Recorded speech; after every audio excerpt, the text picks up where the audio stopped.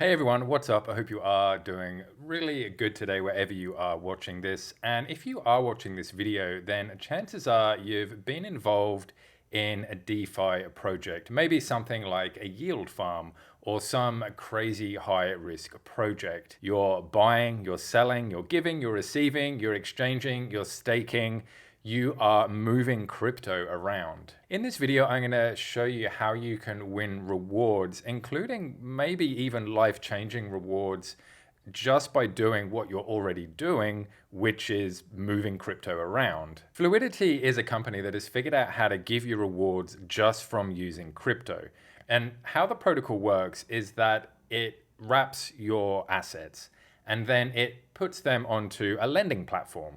And then it gets a load of fees from that lending platform. It collects them all, and then it gives the fees to the people using the wrapped tokens. So you can get rewards ranging from a few cents up to millions of dollars just for moving your crypto around and transacting like you just normally would anyway. So firstly, what is wrapping?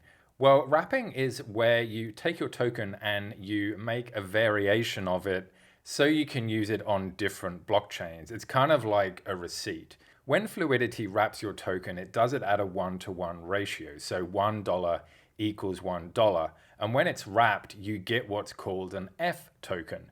So for example, if you wrap USDC, you're going to get F USDC in return. When it's wrapped, Fluidity takes your original USDC, puts it onto protocols like Compound or Aave, where users go ahead and borrow it.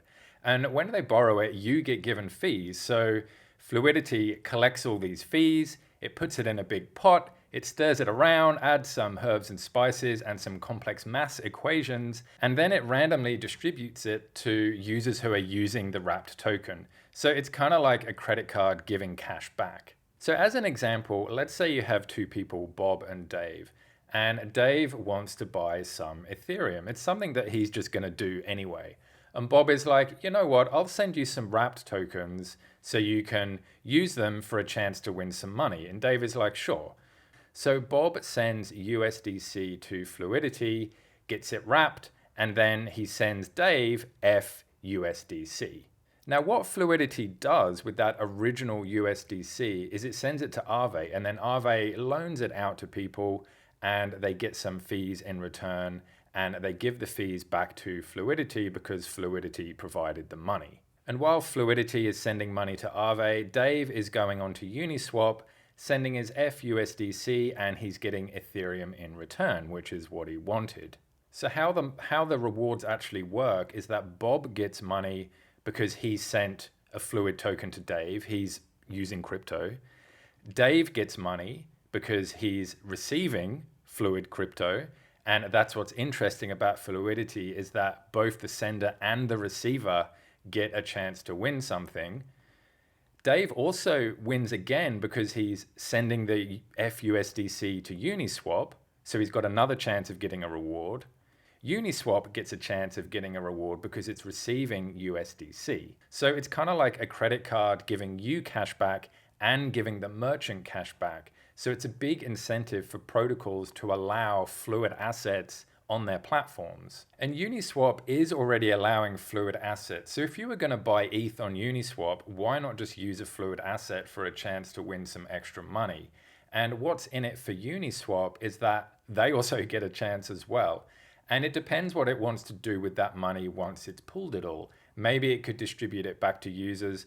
Maybe it could even do something like eliminate all fees on its platform, which would give it a huge competitive edge over all the other protocols that do swaps. Or even if there's a new project which wants to incentivize people to use its platform, it could use fluid assets because both it and the user has a chance of receiving rewards. In fact, this can pretty much be used anywhere, including swaps, exchanges, minting and trading NFTs, crypto gaming, casinos, trading, basically anywhere where crypto is moved. And right now, these protocols are allowing fluid assets, and the devs have told me that a lot of other protocols are interested, including stablecoin issuers themselves. So that's the gap or the issue that Fluidity is fixing. It's attracting users to new protocols or it's allowing users to basically get a little bit of money to cover their gas fees or to cover any type of exchange fees. And the thing is that you were going to do all this anyway.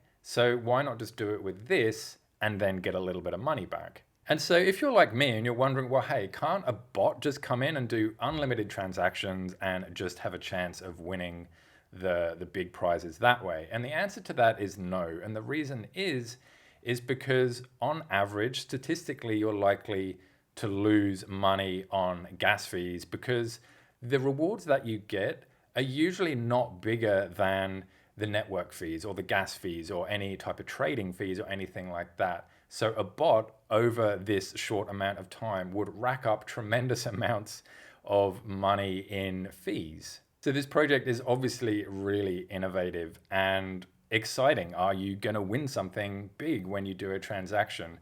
But there's a couple of drawbacks with it. And the first one is that the cost of gas that it takes to actually wrap your assets in the first place, it's probably going to take you a heck of a lot of transactions just to get that back. So they actually say that at the moment, it's best just to buy straight wrapped tokens from, say, something like Uniswap, rather than actually wrapping it yourself at the moment. And also, this project is incredibly complicated with lots of techno-babble on its website, and pages of its white paper look like this, but they do also have some slightly cleaner documents. But I think if they want to get mass adoption with this, with just regular people, they really need to simplify just what this project does and how it does it, rather than trying to get people to figure out all the technical speak and actually turning it into layman's speak.